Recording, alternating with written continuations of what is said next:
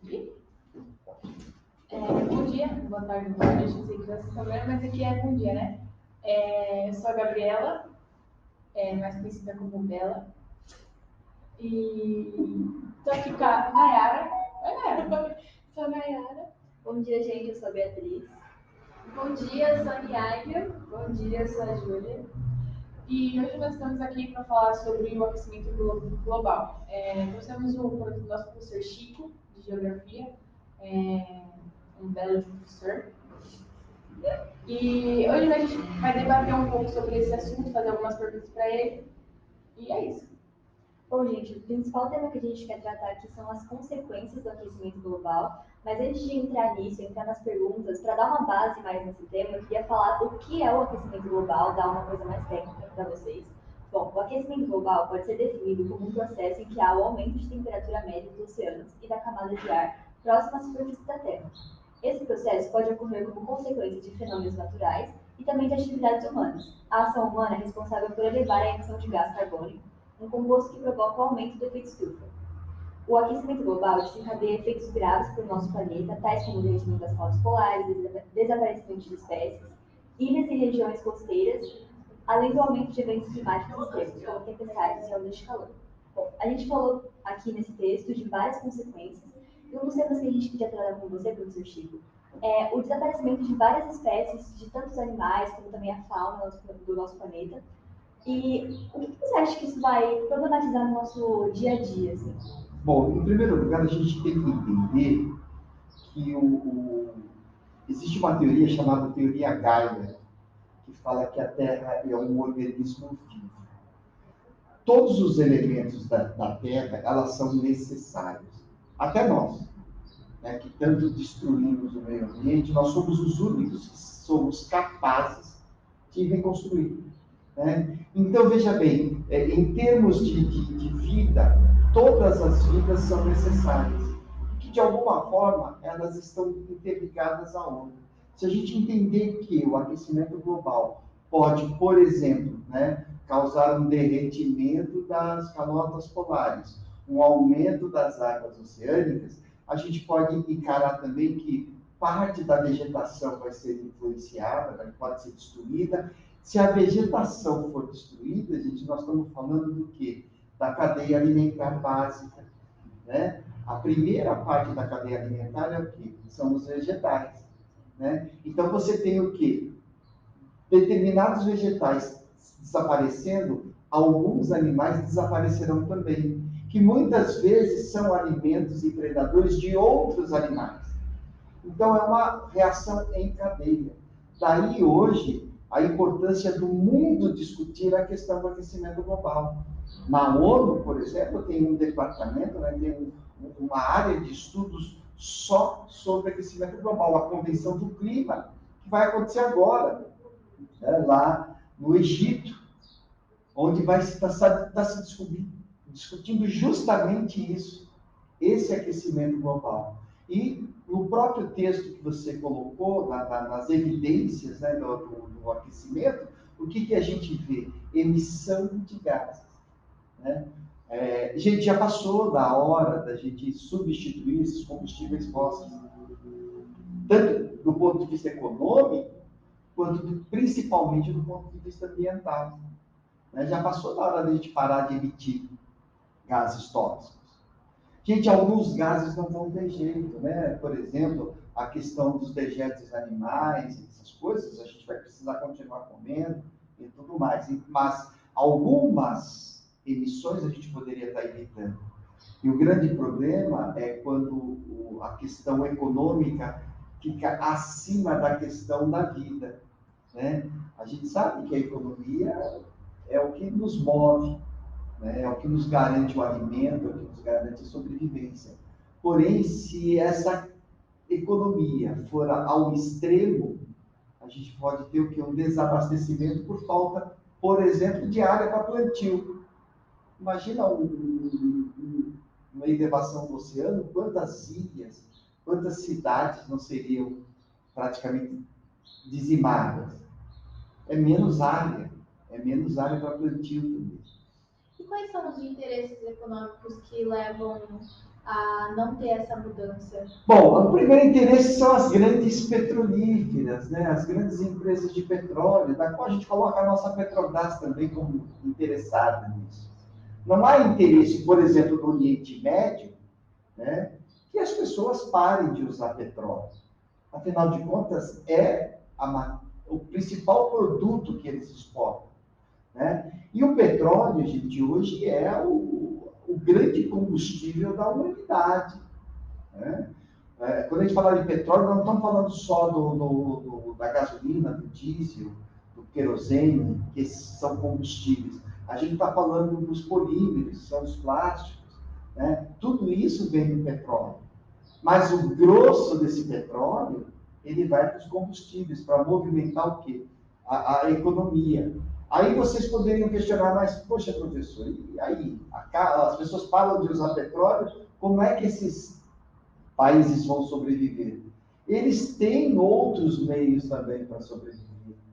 O petróleo não gera, não é só no combustível que é queimado. Ele pode ser usado, os subprodutos dele, que é muito menos poluente do que, no caso, os combustíveis fósseis. Né? Então, a gente sabe que os combustíveis têm um poder muito maior de poluição do que, por exemplo, a extrusão, a transformação dos polímeros. Então, essa é a grande questão. E o homem encontra alternativas sempre. Né? Se não fosse assim, nós estaríamos na idade da pedra ainda. A gente sempre encontrou alternativas para as mudanças. E nós vamos encontrar para essas. O que precisa é a gente ter consciência. E principalmente os grandes poluidores. China, Índia, Estados Unidos, né? Que são países que poluem demais. E o Brasil, ele tem um capital ecológico imenso para negociar com esses países. Né? Que, infelizmente, a gente não soube usar até agora. Mas a gente espera que agora a gente aprenda a usar esse capital. O mundo não quer que nós preservemos, vamos cobrar por isso. Né? Todos têm interesse na preservação da Amazônia, inclusive nós. Mas, é claro, se isso é importante para o mundo, olha o capital que a gente tem. Em vez de vender commodity, vamos vender Arturo, né? Vamos vender equilíbrio térmico.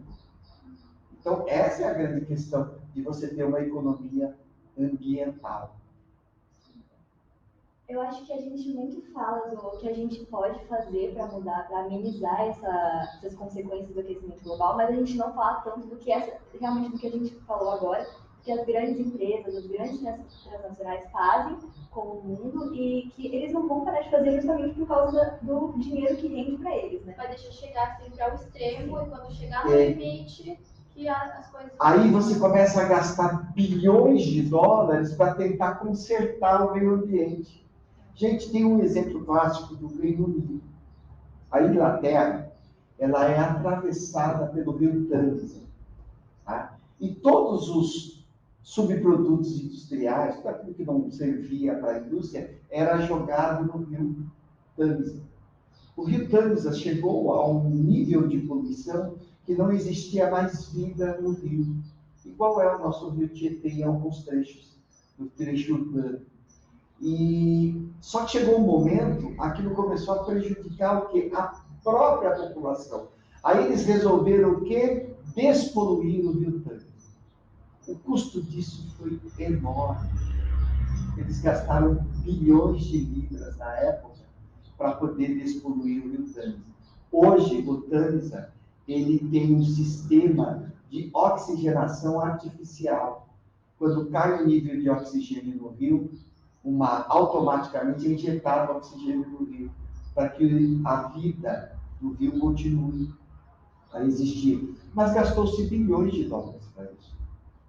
Não foi... Então, gastasse muito depois para consertar tudo isso. E sempre tem uma empresa interessada nesses gastos, né? Sempre tem alguém que vai ganhar dinheiro. Mas aí, gente, é aí que reside, é o pulo do gato. Né? É o que eu estou falando. Ora, todo mundo fala, não, o Brasil tem isso, não pode deixar de se matar a Amazônia, não pode deixar de acabar com o Pantanal. Não podemos mesmo. Mas não é pelo nosso interesse só. O Brasil tem que tomar consciência que hoje ele é o símbolo ambiental da humanidade. As pessoas deram ao Brasil isso. Olha, o Brasil é um país que pode salvar o mundo, tá, de um aquecimento global mais exagerado. Porque a Amazônia, gente, a Amazônia não é o pulmão do mundo. A Amazônia é o ar-condicionado do planeta. Ela regula, ela faz a regulagem térmica, né? O pulmão do mundo são os oceanos. É lá que se gera a maior parte do oxigênio. A Amazônia é o ar-condicionado do mundo. E a gente precisa vender esse ar-condicionado para o mundo. Quem não quer ter um ar-condicionado em casa? Todo mundo quer. O mundo todo quer. Então aí nós temos um capital ecológico imenso. Um capital ambiental fabuloso. Que a gente ainda não sabe usar. E a gente está queimando esse capital. Por isso, cada avanço que você tem na degradação da floresta amazônica é um pouco menos que a gente vai ganhar com isso. E nesses últimos 4 anos foram tomadas decisões pelo governo que afetaram mais rápido do que estava planejado, né? Eu nunca me esqueço, né, da fala do ministro que disse o seguinte: vamos aproveitar a Covid, que está todo mundo preocupado com eles, e vamos baixar todos os marcos regulatórios. Vamos deixar a boiada passar. E isso, gente, foi o maior crime que a gente pôde cometer. Crime contra a humanidade, porque foram 680 mil mortos, e crime contra a natureza, porque os dados recentes aí, nós batemos recorde, né, de queimadas na Amazônia. E por que a queimada se torna mais grave do que tange ao aquecimento global? Porque você está jogando o quê? Você está jogando dióxido de carbono, né, da queima dessa madeira. E isso acaba ficando, né, formando o efeito estufa, que é um efeito natural, mas esse efeito estufa está mais próximo porque da nossa litosfera. E aí a gente vai ter o quê? A gente vai ter uma consequência mais grave. Tá? E a gente está vendo isso agora, né? Quer um pouquinho de água? Então, você tem aqui o efeito mais grave, que é o efeito da queimada, da poluição atmosférica. Né? Então, esse é o grande problema. Tá? Tocando no assunto que você tocou mais cedo, que são os oceanos, a gente está tendo um aumento no nível dos mares, né? A gente já sabe que algumas cidades, alguns países aí no nosso planeta vão desaparecer. E você acha que isso vai gerar uma comoção da nossa... Como fala? Nossa parte como sociedade Eu sempre digo o seguinte, a parte mais sensível do ser humano é sempre o bolso. Né? As pessoas não se comovem com os outros passando fome. Mas se diminuir o dinheiro no bolso dela, ela se comove. Né? O aquecimento global, o aumento dos oceanos, uma suposta perda de território, pode ocasionar o quê? O que a gente chama de migração climática. Né? As pessoas começam a sair daqueles lugares por conta do clima e indo para outros lugares. Né? E aí é que está, né? Sai aquela população dali e vai para um outro país. Esse país muitas vezes não está preparado para receber mais pessoas. E aí você começa a ter questões sociais também envolvidas. E quer dizer, não teria problema nenhum. Tá, sai daqui, vai para lá. Só que quando você sai daqui e vai para lá, você vai ter como consequência um aumento de população naquele lugar, um aumento de consumo, uma degradação ambiental maior, mais gente, mais degradação, precisa de mais lugar para morar, de mais lugar para plantar. Então, tem consequências. Além do que, a gente pode ter uma mudança climática muito maior com a dessalinização dos oceanos. A gente não pode esquecer a regra básica da coisa, né? Água doce evapora mais rápido, mais fácil, né?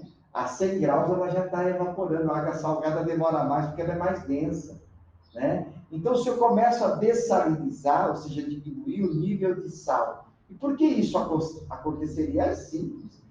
As geleiras é água doce. Se começa a derreter aquilo, vai começar a misturar com a água salgada.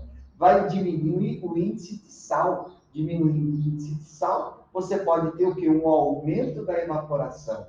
E se aumentar a evaporação, gente, as chuvas podem ser devastadoras.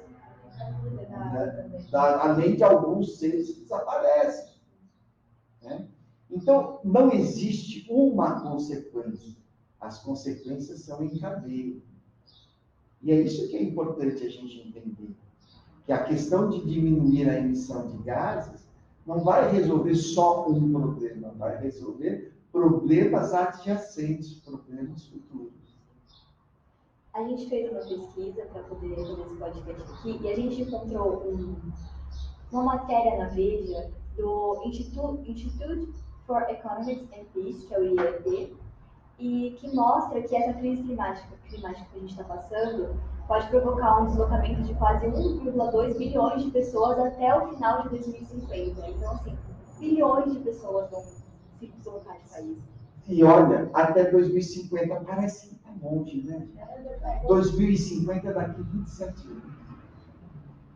Praticamente. Tá? Vocês estarão na fase adulta do trabalho. Né? Então, percebam, é preocupante. Isso tudo, se nós não formos capazes de termos consciência. Gente, tudo que o ser humano precisa ter é consciência do que é ser sustentável, do que é o desenvolvimento sustentável. Ninguém está falando para a gente deixar e parar de consumir. A gente está dizendo o seguinte, olha, consuma aquilo que é necessário, aquilo que é preciso. Então, você consome aquilo que precisa, para ter uma vida digna, para ter uma vida boa, para ter uma qualidade de vida. E não consumir ao excesso. Porque quando você consome em excesso, você aumenta o volume de lixo, você aumenta o volume de coisas que você não vai usar. Quer ver um exemplo clássico? Quando começaram os 1,99, não sei se vocês lembram, vocês são jovens, mas quando começou aqueles bazares de 1,99, a gente ia nesses bazares para comprar coisa que a gente não precisava, só porque era barato. Mas não é barato. Você compra uma coisa que você não vai usar, não é barato, gente, é caro. Mas não é só naquela época, é um costume que a gente vem alimentando até hoje, cada vez pior. Principalmente agora, depois da pandemia, que o pessoal ficou em casa. A gente, inclusive, vai falar disso em outro podcast sobre economia. O quanto das vendas online aumentou e o pessoal comprando coisas que talvez nem precisava por, assim, estar entediado pela ansiedade da pandemia. Satisfazer a vontade de algo diferente, né? Até porque, gente, comprar é uma coisa muito boa. Né? Ela dá uma certa satisfação. Né? A gente, quando vai comprar alguma coisa, a gente... olha só, é como se fosse uma meta alcançada. Seja ela uma coisa pequena, uma coisa grande, não importa. Então, na realidade, nós fomos educados para ser consumista, porque o mercado exige isso. Nós não fomos educados para fazer poupança interna. Né? Olha, só gastar aquilo que eu preciso, o resto deixa guardadinho lá. Às vezes eu quero ter um bem melhor, alguma coisa maior, se eu tiver lá uma poupança interna, você guarda e você, né? Como é o caso do povo oriental, que passaram por guerras mais drásticas, e isso os fez ter uma cultura, a cultura a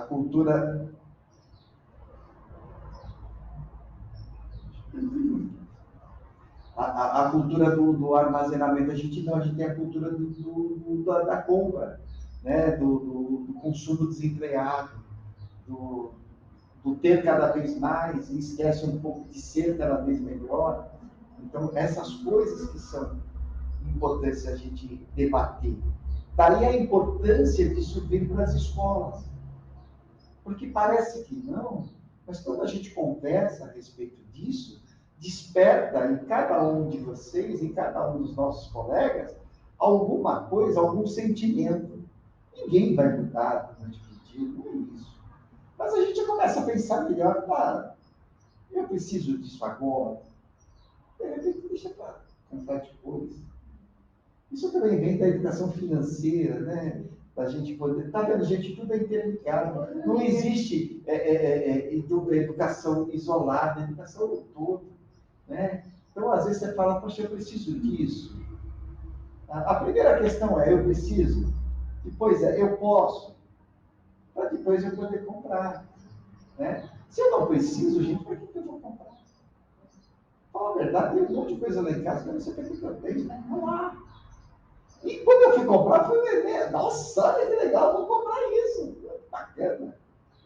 Vou ter. Tá? Eu tenho lá umas ferramentas que se eu usei uma vez, foi muito. É uma felicidade momentânea. E depois vem o quê? Depois daquela felicidade toda, aí vem a frustração. O arrependimento. Né? O arrependimento. Dinheiro gasto, lugar onde vai guardar. Aí você começa a não ter lugar para guardar tanto cacareco. Né? Aí você começa a fazer os armários, as prateleiras. E aí você olha para aquilo e fala, puxa vida, eu comprei isso. Tá aí até hoje. Eu não uso. Né?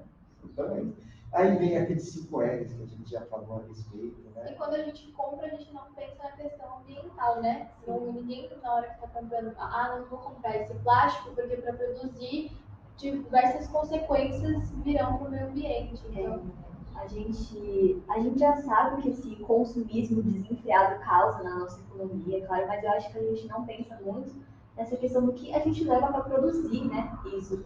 Se eu não me engano, a gente tem uma quantidade de recursos que a gente pode usar durante um ano, e eu acho que nesse ano a gente já, inclusive, esgotou os recursos do nosso planeta, né? A gente já está usando a nossa reserva, né? Aquela reserva. Na realidade, a gente está usando aquilo que as futuras gerações iriam usar. E esse é o grande problema. É aí que reside a grande questão do desenvolvimento sustentável. Você usar aquilo que você precisa, mas não esgotar a fonte de forma que as futuras gerações possam usar também. Né? Então, o homem sempre foi criativo. Né? Se a gente lembrar, a gente já falou disso do Thomas Malthus, né? Lá no século XVII, né? No período da reforma religiosa, ele falou, olha, gente, cuidado, a população está crescendo demais, vai faltar comida para as pessoas, a fome vai ser, né, eminente, a população cresce lá em progressão geométrica, o alimento cresce em progressão aritmética. Thomas Malthus estava completamente errado, porque o homem tinha tecnologia, o homem sabia como ter produtividade, produzir cada vez mais. Porém, o alerta de Malthus serviu depois para outros teóricos pensarem o seguinte, não, tudo bem, alimento a gente consegue produzir. E água? E oxigênio? Como é que eu vou produzir oxigênio? Gente, só existe uma forma de produzir oxigênio, que é através da fotossíntese. Que precisa do quê? Precisa da floresta. Né? Então, é aquele negócio. Cuidar deste planeta é uma obrigação de todos. Dos mais pobres aos mais ricos. Só que, é claro, aqueles que têm o poder financeiro, poder político, né? Eles têm esse poder, só que eles querem ter um poder cada vez maior. E eles se esquecem que a natureza, ela tem limite, como todos nós temos. Gente, quem aguenta ficar 60 horas sem dormir? Ninguém consegue ficar. E raciocinando muito menos. Tá? A Organização Mundial de Saúde diz o seguinte, nós precisamos, em cada intervalo de 24 horas, pelo menos de 6 a 8 horas de descanso, porque senão a gente começa a não agir, né, com a nossa capacidade plena. Né? A natureza também tem suas limitações. Como é que a natureza vai suportar tudo isso sem que ela tenha tempo para se revigorar. E o mais importante é que quando você dá o tempo para ela, ela se revigora. Aqui no interior de São Paulo tem uma fazenda que está plantando, que está cultivando água. Ele retomou as florestas e as nascentes voltaram a existir. Nossa. Tá? Então hoje ele produz água. Produz água que é essencial à vida. E essa água hoje está ajudando na agricultura daquela região. E vai ajudar futuramente. Então nós temos que começar a perceber que a natureza tem suas limitações, assim como a gente. Até que tem gente tentando mudar, né, agora? Tem, graças ao quê? Graças ao conhecimento, a conversar sobre o assunto, a entender que é possível você ter desenvolvimento econômico preservando a natureza. Aliás, para nós principalmente, o que nós temos de mais importante para vender hoje é o nosso capital ecológico. Né? Então, nós temos que preservar a Amazônia. Porque a Amazônia não é importante só para nós, é importante para o mundo. Questão de valores, né, gente? Olha, tem valor para o mundo a vida. A vida é o nosso maior bem, o nosso maior capital. E o oxigênio, a temperatura é essencial à vida.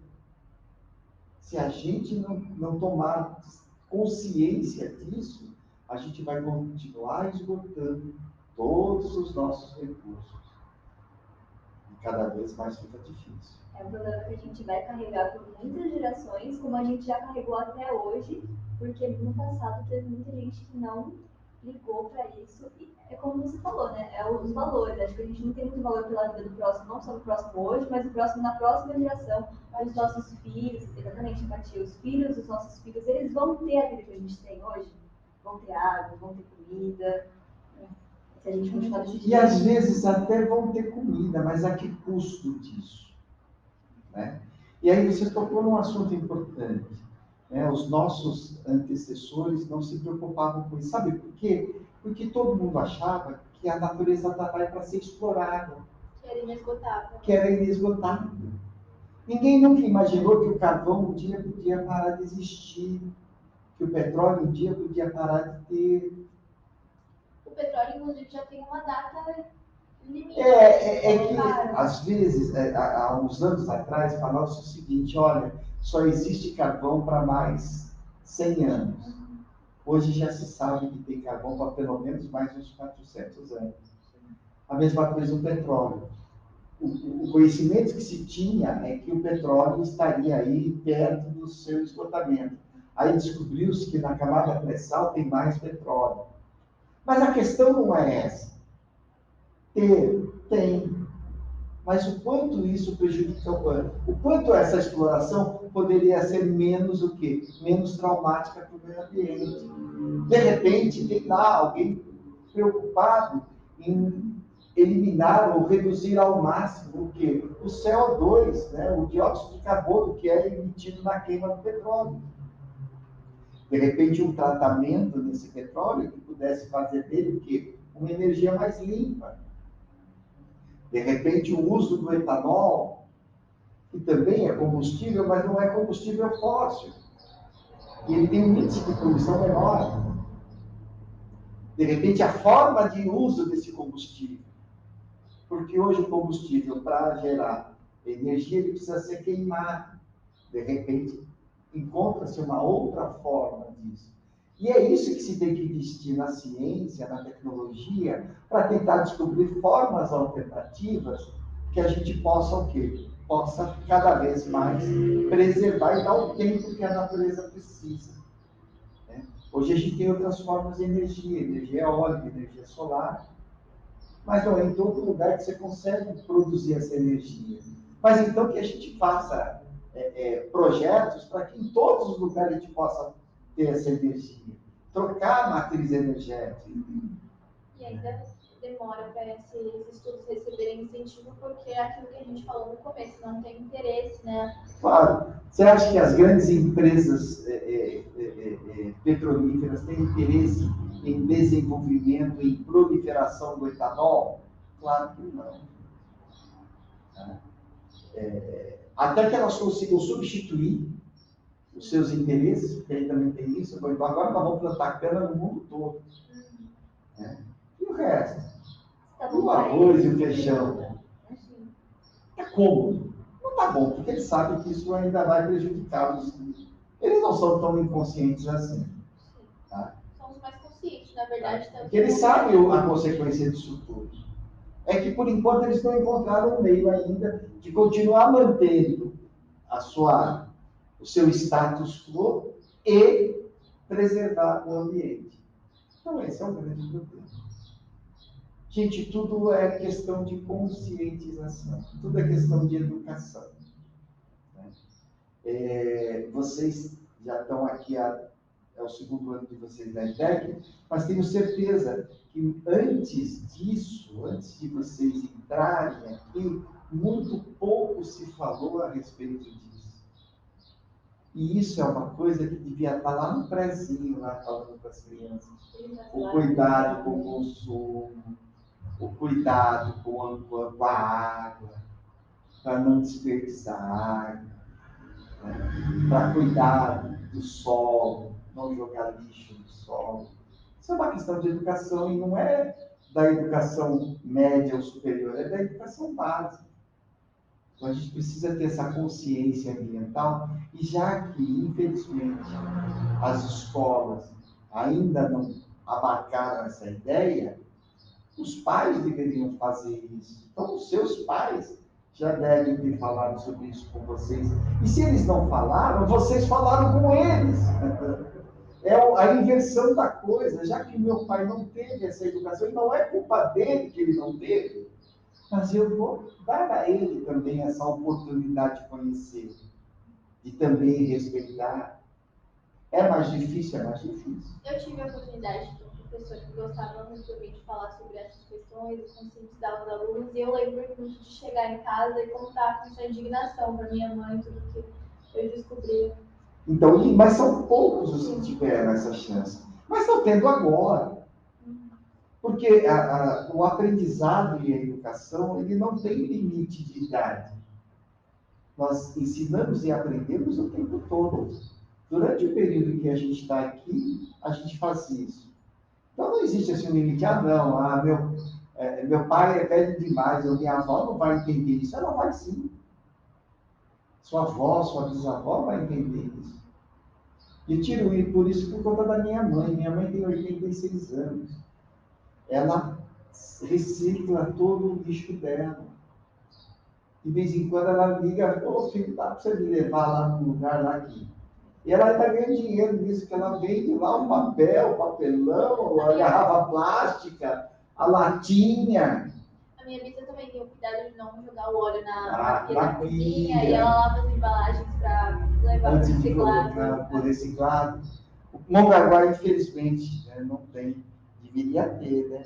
Aqueles postos de reciclagem, né? Os ecopontos. E tem aí a gente tem. Praia Grande tem, Mongaguá não tem. Deveria ter uma cidade pequena, com 3 ecopontos você conseguiria diminuir muito o lixo, né? Então, quer dizer, poxa, está aí, ó, é uma cidade pequena, nós moramos aqui, por que nenhum vereador, por que um prefeito não leva isso? Vamos fazer um ecoponto em Mongaguá, vamos fazer 2, um lá no Agenor de Campos, que é um lugar mais populoso da cidade, o outro mais pro meio da cidade, um no centro, para que as pessoas se habituem a levar o lixo no lugar certo. Tem as cooperativas, essas cooperativas podem o quê? Podem administrar esses ecopontos, né? Porque é de interesse delas, afinal de contas, elas ganham dinheiro no lixo. E é uma questão de hábito mesmo, porque é muito simples a gente separar o que dá para reciclar. Porque se a gente só separar o lixo orgânico do não orgânico, já ajuda muito. Olha, esse aqui é o não orgânico, é aquilo que para alguém aquilo vai servir, para alguém aquilo vai valer dinheiro. Né? Então, veja bem, gente, a gente está falando de meio ambiente, mas também de economia.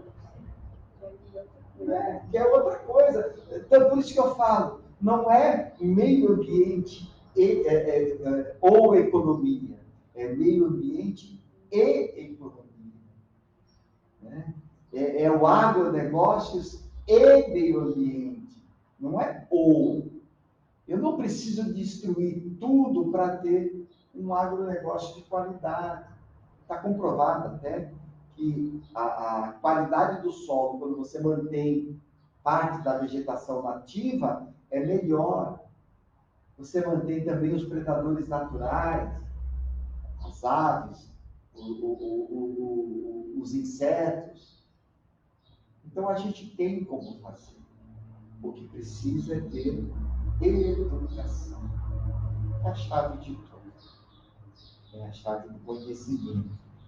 Mesmo com tanta coisa errada que a gente vê, não tem leva ponto, ainda é muito legal ver que, por exemplo, a avó da minha a sua mãe, mesmo uma idade mais idosa, e também a juventude hoje em dia, né? O que a gente leva para as ruas, o que a gente leva para a internet, as manifestações, as pacíficas, é claro, não essas agora, Não, isso aí a gente não pode nem considerar, porque isso aí já vai à raia da imbecilidade. Né? As pessoas que não aceitam as leis. Eu acho assim, quando você não cumpre a lei, você está fora da lei. Né? E para tudo isso tem consequência.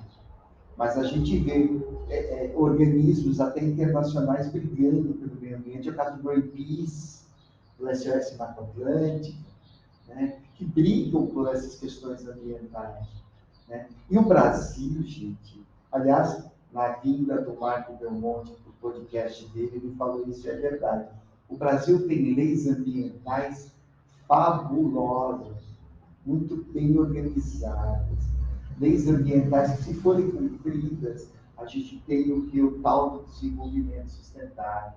Não é falta de lei, né? É falta de investimento, principalmente nos órgãos fiscalizadores, né? Que foi, infelizmente, o que foi feito desse governo. Foi feito o quê? Eu simplesmente desaparelhei os órgãos fiscalizadores, o IBAMA, o ICMBio. Eu deixei eles sem um aparelhamento, sem pessoal necessário para poder o quê? Fiscalizar, para poder evitar que esse meio ambiente seja agredido. A gente tem visto aí as terras indígenas serem invadidas para garimpo. Gente, nenhuma atividade é tão predatória quanto o garimpo. O garimpo tira toda a cobertura vegetal e começa a cavucar a terra, né? Começa a tirar revolver as camadas do solo. E isso depois normalmente se torna definitivo. Então, consciência das consequências e do que se precisa fazer para mudar, a gente tem. O que falta é a atitude de todo mundo. Falou tudo, Diário. O que falta é a atitude.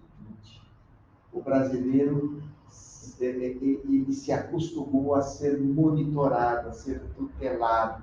Ele não faz nada se ele não for provocado, empurrado e às vezes até obrigado. Que é deixar chegar no limite. Que aí você chega no limite, aí não tem mais. Olha, gente, vamos ter que andar com máscara de oxigênio, não dá mais para respirar. Aí o cara fala, pô, e agora? O que eu vou fazer? Aí ele vai se preocupar. E olha, não tem mais ar para respirar. Né? Então é isso, a gente precisa ter essa consciência que começa na casa da gente, o meio ambiente, e vai se expandindo para todas as nossas áreas de convivência. E quando a gente vê alguma coisa errada, a gente tem que ir lá e falar, olha, não está legal isso aqui. Vamos tentar melhorar. Vamos pesquisar para ver como a gente pode fazer melhor. Não é deixar de fazer, né? A gente tem que tentar fazer melhor. Professor, a gente queria agradecer ao senhor por vir participar com a gente, por vir compartilhar sua sabedoria com a gente nesse assunto. Obrigada por responder as nossas perguntas. É isso, né, gente? Eu acho que é isso. Então, encerramos com essa conclusão de conscientização mesmo Bom, eu que agradeço ter sido convidado, porque eu acredito que para vocês seja até mais complicado, porque vocês já me ouvem falar praticamente o ano todo, né?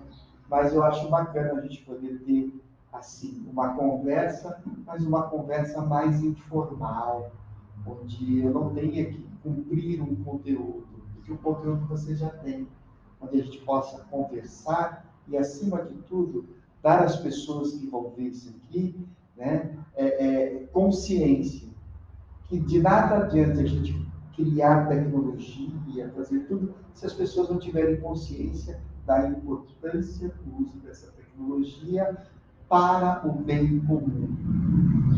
O dia que o ser humano parar de se preocupar só com ele, se preocupar com o mundo, pode ter certeza que a humanidade vai ser melhor, né? De todos os sentimentos nobres do ser humano, a empatia talvez seja o maior. Eu costumo dizer que tem dois sentimentos que são básicos para você ser feliz. O primeiro é a gratidão.